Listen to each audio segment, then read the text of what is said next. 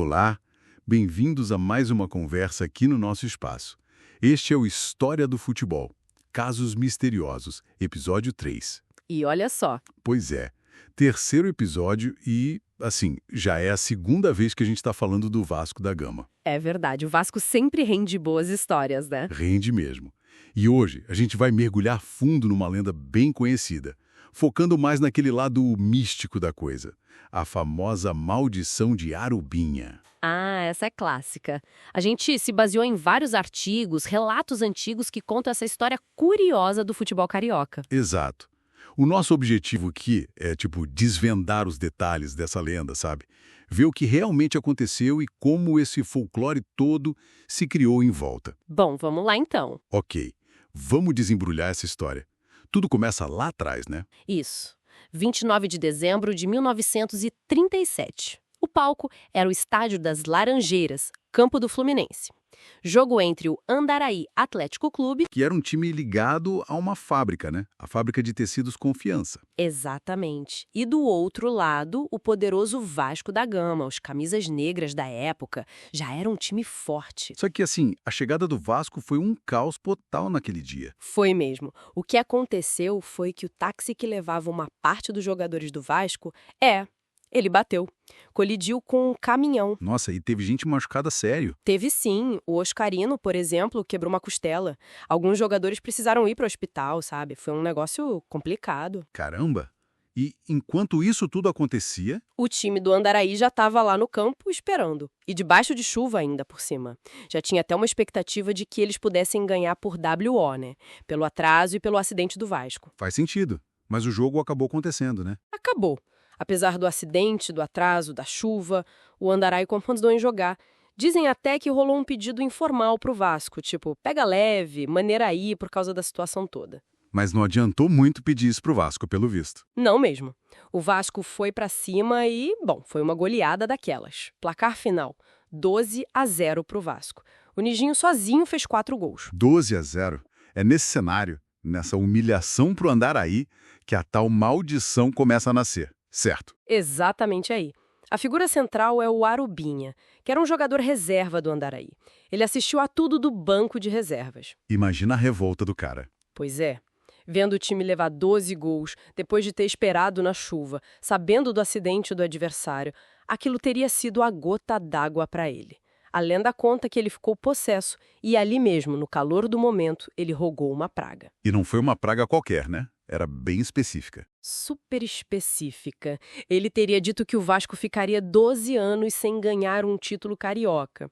1 ano de jejum para cada gol sofrido naquele jogo. Algo como Então, se existe mesmo um Deus, o Vasco vai ficar 12 anos sem levantar essa taça. É praga. Exato. Mas essa história não para aí, né? Tem o elemento que deixa tudo ainda mais folclórico, o sapo. Sim, o famoso sapo. A lenda cresceu e muito com esse detalhe. Começou a correr o boato de que o Arubinha não só rogou a praga, mas que ele teria ido além. Dizem que ele pulou o muro de São Januário, o estádio do Vasco, e enterrou um sapo lá no gramado. Pra quê? Pra selar a maldição, pra garantir que ela pegasse. Nossa Senhora, enterrou um sapo. O que eu acho fascinante nisso tudo é justamente como a frustração de uma derrota, uma goleada dessas, se transformam num ato que mistura vingança e misticismo, sabe? O sapo enterrado é um elemento muito forte no imaginário popular, na superstição, dá um corpo quase físico para a maldição. E aí, coincidência ou não, o Vasco entrou numa maré de azar no Carioca, né? Veio 1938, 1939, 1940 e nada de título pro Vasco no campeonato estadual. E quanto mais o tempo passava sem o caneco, mais forte ficava a crença na maldição da Arubinha. Isso pegou tanto na torcida quanto, dizem, dentro do próprio clube. Mas peraí, algumas fontes dizem que o próprio Arubinha depois negou essa história do sapo, não foi? Exato. Existem relatos, sim, de que mais tarde, talvez até com algum incentivo financeiro, o Arubinha teria meio que confessado que a parte do sapo era invenção, que era tolice, conversa fiada, birutice dele e que ele nunca enterrou sapo nenhum. Então, se ele negou, por que a história continuou tão forte? A ponto de... Aí é que tá a força de uma boa narrativa, né? Mesmo com essa suposta negação, a lenda já tinha criado raízes profundas. A falta de títulos era a prova que muita gente precisava para acreditar. A diretoria do Vasco, na época, aparentemente levou a sério. Tem histórias de que eles realmente vasculharam o gramado de São Januário de cabo a rabo procurando tal sapo. Procuraram mesmo. E acharam. Não acharam nada. E talvez a ausência do sapo físico tenha até aumentado o mistério, sabe? A maldição continuava lá, pairando no ar, mesmo sem o sapo para provar. Que doideira. E essa praga durou os 12 anos que o Arubinha teria previsto? Olha, a profecia era de 12 anos, mas na prática, o jejum do Vasco no Campeonato Carioca durou 9 anos. Não foram os 12, mas foram 9 longos anos sem o título. 9 anos. E a quebra veio quando? Veio em 1945. Nesse ano, o Vasco não só foi campeão carioca, como foi campeão invicto, um timaço. 1945. Esse título não foi um título qualquer, né? Foi o começo de uma era de ouro pro Vasco. Exatamente. Ali nascia o famoso Expresso da Vitória, aquele time espetacular do Vasco. O apelido, aliás, foi dado pelo cartunista Lorenzo Molas. Foi o fim simbólico da maldição e o início de um dos períodos mais gloriosos da história do clube. E eles até comemoraram zoando o sapo, né? Comemoraram. A festa do título de 45 teve uma passeata enorme pela cidade e um dos carros alegóricos tirava sarro justamente da história do sapo, mostrava tipo um enterro do sapo.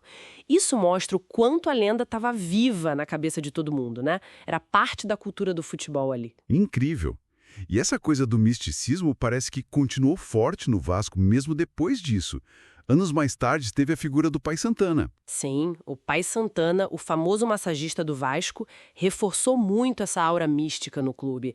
Ele era conhecido como um talismã, tinha fama de fazer rituais para proteger o time, tipo enterrar ovos no campo, essas coisas. Sério? Sim, e tem até uma fonte que diz que o próprio Pai Santana teria afirmado que fez um trabalho espiritual em 1970, especificamente para lidar com essa antiga história do sapo do Arubinha. E, coincidência ou não, 1970 foi ano de título carioca para o Vasco de novo. Caramba, que coisa! É impressionante pensar como o Arubinha, que era um jogador assim, secundário de um time pequeno, acabou virando essa figura tão marcante no folclore do futebol carioca, a ponto de ter camisa com estampa da maldição dele hoje em dia. Virou um ícone pop do futebol, de certa forma. Totalmente. Então, resumindo a ópera, tivemos uma goleada absurda, um jogador reserva revoltado, uma praga lançada, com ou sem sapo enterrado, Anos de jejum que só alimentaram a lenda. a busca pelo sapo que nunca apareceu, a quebra do feitiço com o título invicto que deu início a uma era vitoriosa. É muita coisa.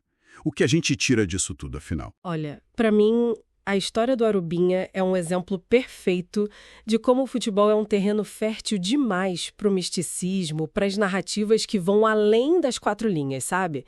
Será que foi uma maldição real, com força sobrenatural? Ou foi o poder de uma história muito bem contada que pegou e que foi turbinada por uma sequência ruim de resultados do time? Fica a dúvida no ar. Fica.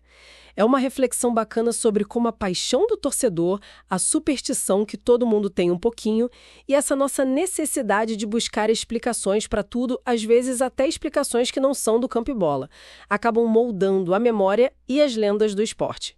O que será que marca mais a história? O gol em si ou a história que a gente conta sobre ele depois?